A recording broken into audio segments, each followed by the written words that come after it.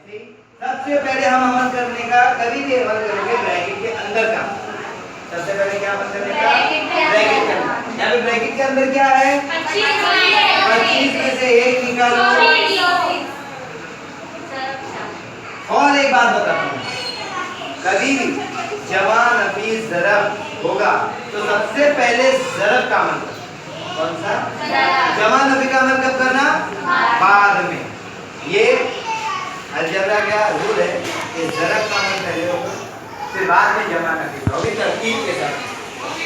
अगर पहले जमा तो जमा होगी, बाद में नफी तो नफी। यहाँ पर हम देखेंगे पहले कौन सा अमल करेंगे हम?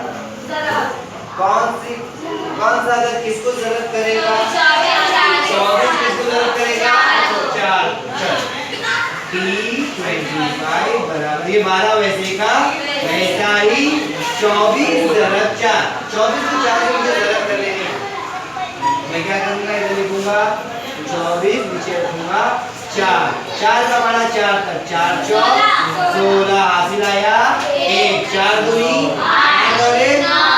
96 को ज़रब करें तो कितना आया? 96।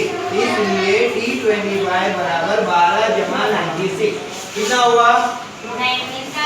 96 और इसमें हम मिला देंगे 12। 6 और 2 8 9 और 1 10। T25 आ गया 108। ये आप लोग हल करेंगे तो आपको इसका 1 मार्क्स मिलेगा। इसके बाद आप लोग जब इसका जवाब लिखो, याद रखो एसएससी के एग्जाम में नीचे जवाब लिखना जरूरी है, उसके आगे मार्क्स मिलेंगे। बाद होगा 1 मार्क्स मिलेगा, लेकिन हम क्या समझ के मिलेंगे? आधा मार्क्स लिखेंगे। 25 मालूम 108 है। ये क्या है हमारा जवाब। अब आया समझ में?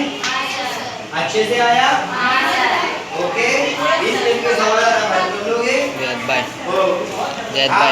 सर को बोलो।